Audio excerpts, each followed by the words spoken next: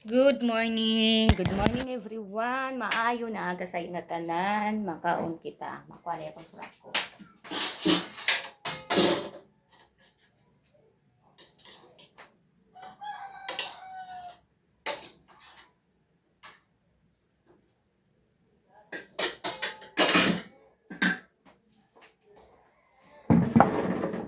Kaon kita, Bishi Loves. Ito ang ulam ko, pakbet, tsaka pritong manok.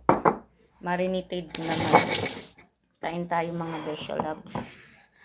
Hindi na ako nakakapag-update ng mga load, ng mga ng videos ko dahil dahil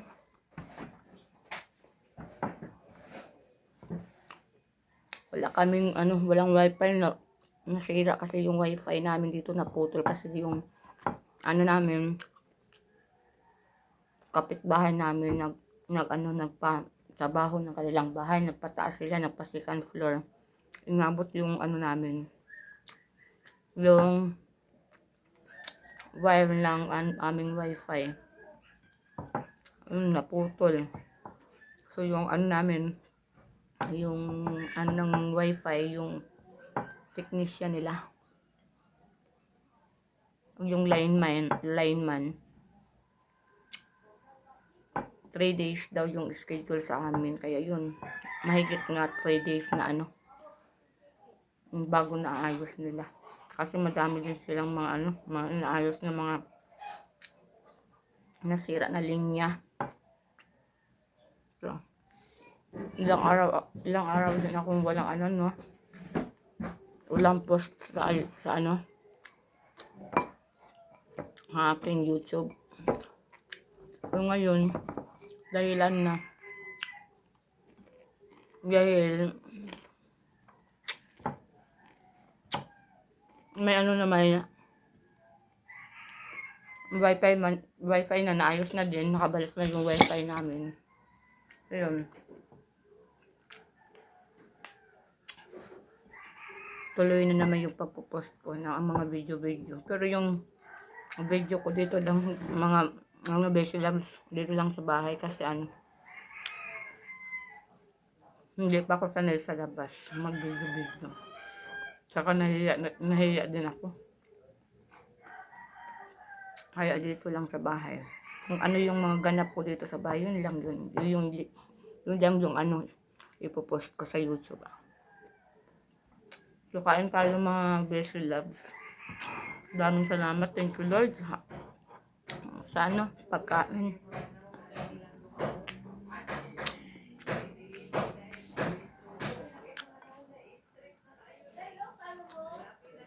Yung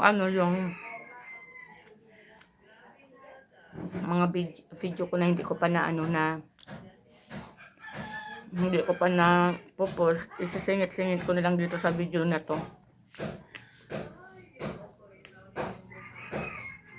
Medyo maingay Bishi Loves kasi nga narinig nyo siguro yung tunog ng pagpukpok ng panday. Kapitbahay namin yan, nagpapaayos ng bahay nila, nagpapa-second floor.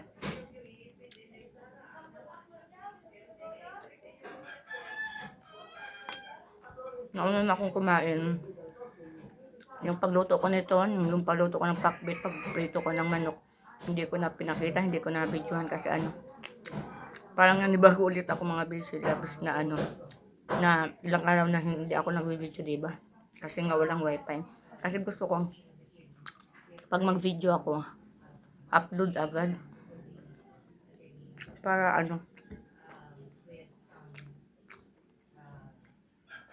kasi pag na-upload ko na, dinidelete ko na Bishi Loves sa gallery ng phone ko. Hindi ko na pinapatagal kasi punong-puno ng punong-puno ang picture yung gallery ko eh.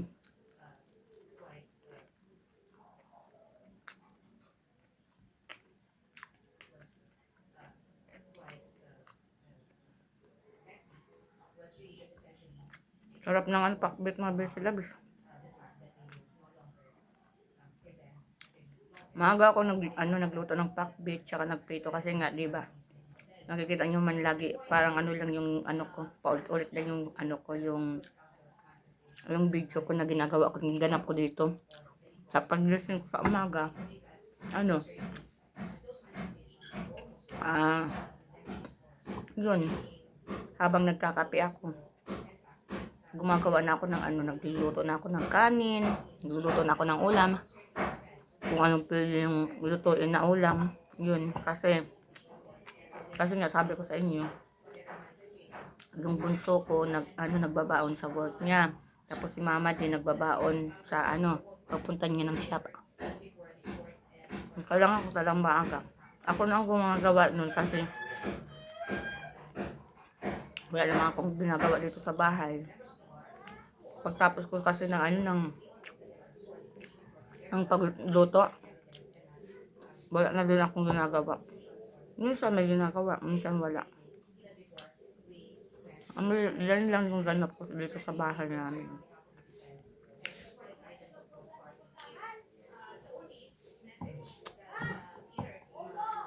Sarap ng kalabasa.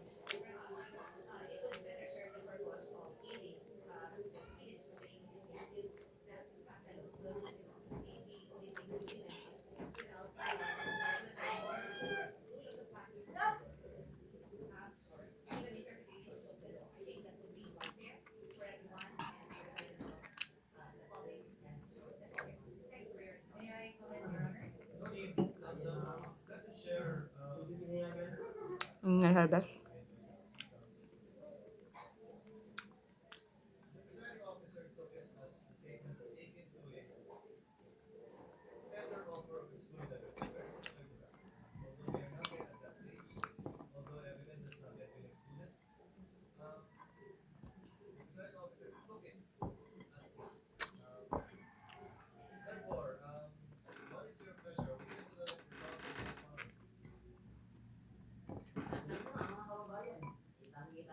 Yung ano nga pala, labis. Yung ano ko. Yung ano ko. Yung ano na kasi ako, nagkakatikisis na kasi ako busy lab sa sa school. Dito lang sa amin. Yung mga, yung mga may ano din kami mga kaktivista. Parang may module din kami. Yung module namin, yun yung tinuturo namin sa mga kabataan. Kasi yung tinuturo namin about kay God, about kay Jesus. So, kakatuwa naman yung mga kabataan. Pero hindi lahat, kasi alam niyo naman pag mga kabataan, minsan may makukulit, may seryosyong nakikinig sa'yo, tapos may naman, may bata naman na tanong ng tanong, may batang lakad ng lakad, walang pakialam. Ganun talaga yun, tsaga lang. Hanggang sa maging okay yung mga kabataan. Tsaga lang talaga. Mahabang pasensya. Ganun naman talaga tayo mga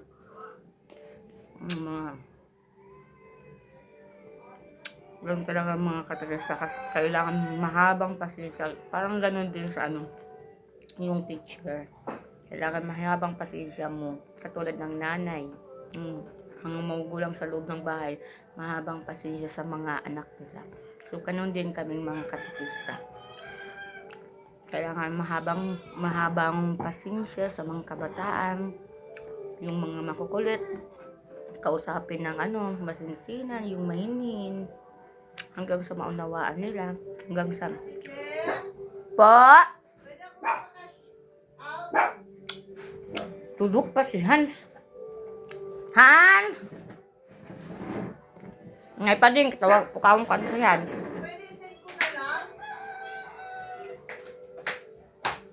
Hans! Hans! Kadian ngay. Pira din. Kadian ngay din kay Hans. Hans! Sige, unding. Hans!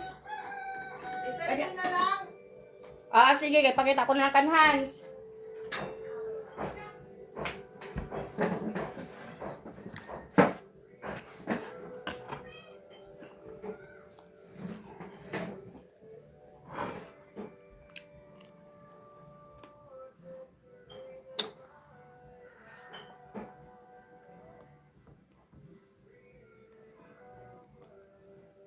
bakla ito.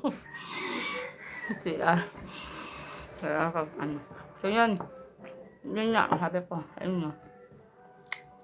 Kaming mga katikisa ay sobrang habang pasensya.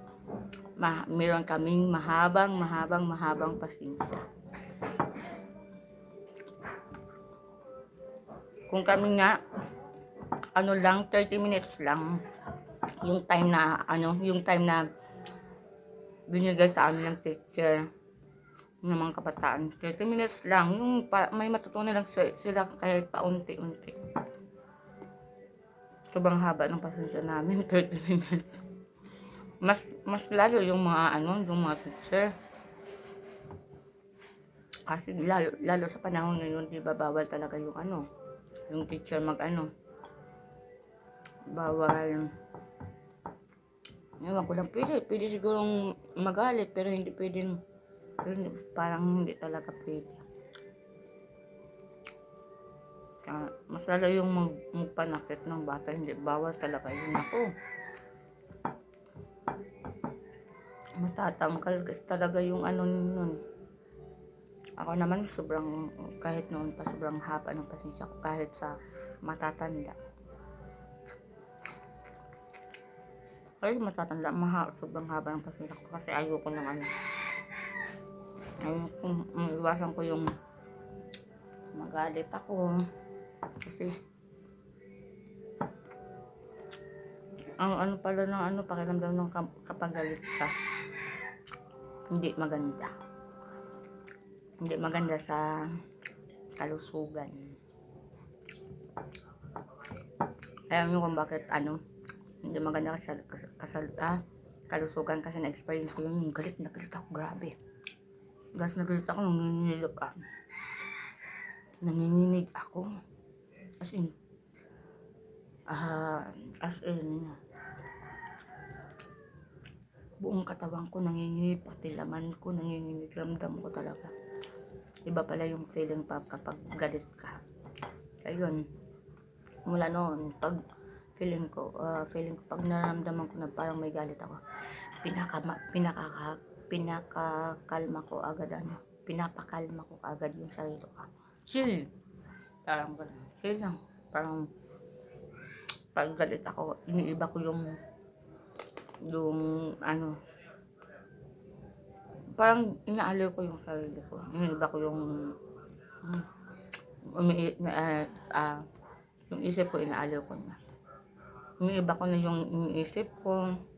Wag na doon sa kinagagalitan ko, o wag na doon sa taong galit na galit ako. Yun. Pinapakalma ko kasi ewan ko kung basta para sa akin parang masama sa kalusugan kapag galit ka. Kasi ang experience ko talaga yun na busy loves, grabe, nanginginig talaga yung ko. Parang ang nangyari, parang nawala ang galit ko, yung katawan ko naman yung napektuhan. As in, super nginig talaga ng katawan ko na hindi, ewan ko na pinagpawisan ako na grabe yung kabog ng grabe yung kabog ng dibdib ko, grabe yung pawis ako, grabe yung kabog ng dibdib ko, nanginginig ang katawan ko na as in, hindi talaga maganda mga best loves. Kaya iwas, kaya pala yung yung ibang tao na nakakagawa ng masama kasi hindi na sa sobrang galit nila, hindi na nila makontrol yung sarili nila, nakakagawa sila ng masama. So parang yun naisip ko. Kaya pala ganun yung mga tao nakakagawa ng masama. Yung iba nga, di ba, yung nakakaano ng kapwa, kung ano nakakagawa ng, basta yung nagagawa ng masama. Hindi ko nasasabihin yung basta yung parang nakakagawa siya ng masama. Yun pala yun. So personal experience ko ang grabe talaga, as in, grabe talaga yung galit ng mga beshi loves.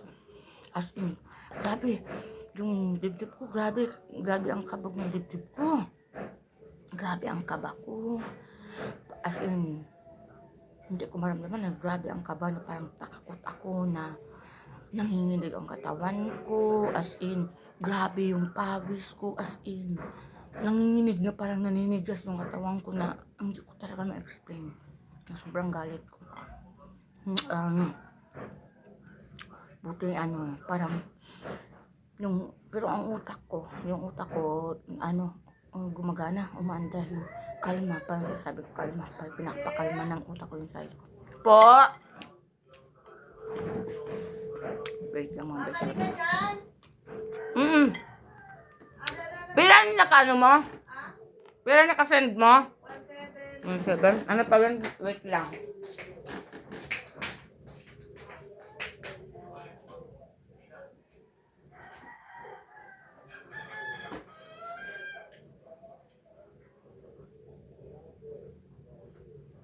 Hans!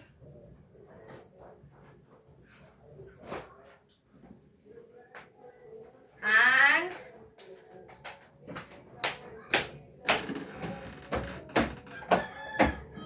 Ano ito nakatulog?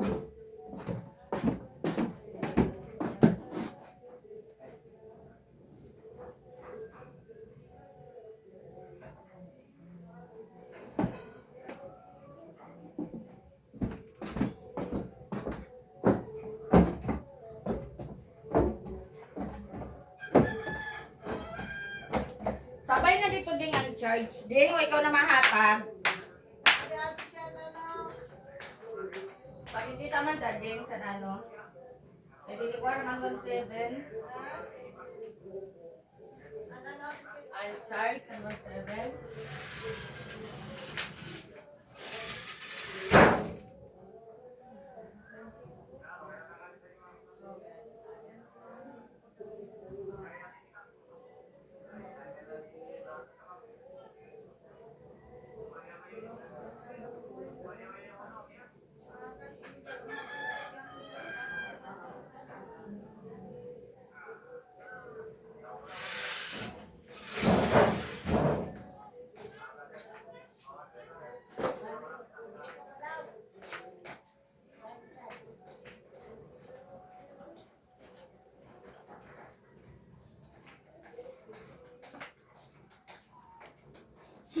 Putol-putol yung ano.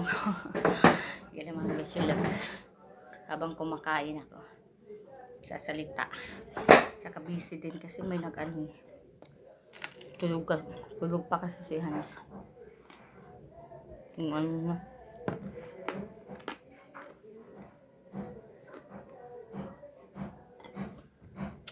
Ayun.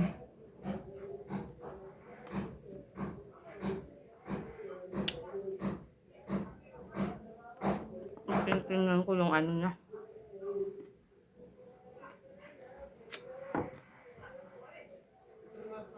Ano yun?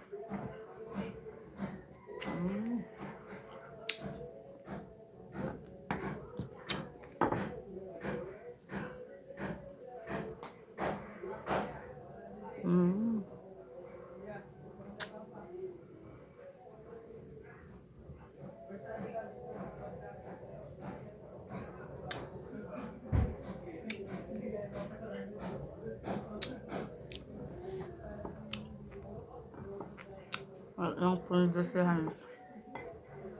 Ngayon mga beso love sa, yun na yun, basta yun, yung iwasan talaga natin magalit kasi yun, nakakagawa tayo ng masama. Kapag galit tayo, nakakagawa tayo ng masama, kaya iwasan natin magalit.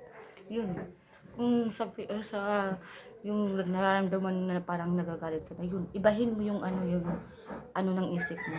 Iba mo, ituon mo ang isip mo sa iba. Yung galit ka dito, yung nasa isip mo dito, galit ka. Tuon mo doon sa maganda na na sabi doon sa mga positibo na na para na hindi ka talaga magalit. Mawala yung galit. Ako sobrang talaga, as in, sa totoo lang, as in, sobrang haba ng pasensya ko. Kasi, yun yung ko na ayaw ko magalit. Saka hindi naman talaga kaya nga siguro nakaramdam ako ng ganun sobrang galit ko kasi Hindi talaga akong mga basic loves, as in, control ko yung sarili ko. Hindi ako, kapag galit ako, galit, well, parang wala lang, parang ano lang. Pero pag galit ka na, doon ka talaga nakafocus sa galit mo, as in, makakagawa ka ng masama. Buti ako na control ko yung sarili ko, as in, grabe, nanginginig, grabing kaba, nanginginig yung laman ko, grabing pawis ko. As in, tapos yung isip ko talaga ha, parang gusto kong gumawa ng masama, as in, dun sa kinagagalitan ko, as in, gusto kong makaganti. Kaya pinakalma ko talaga yung utak ko, yung isip ko, mga basic loves. So yun, iwasan talaga natin na magalit tayo. Ituon natin yung isip natin sa ano, magandang ano, sa maganda, wag dun sa masama. Para hindi tayo makagawa ng hindi maganda. So yun lang mga basic loves. Naubos ko din yung kanin ko. Tapos ito yung ulam. Yung ulam namin mga basic loves hanggang ano ito, tanghali ito, kasi may kaunting ano pa dyan kaming pakbet. Tsaka minsan lang naman ako kumain sa tanghali mga basic loves. So yun, kay Hans na yan, at saka kay Papa, tsaka yung so hanggang sa muli mga basic loves, maraming salamat sa inyong panonood. Please po, pa-follow naman po or pa-subscribe naman ang YouTube channel ko. At yun, maraming salamat sa panonood. Thank you.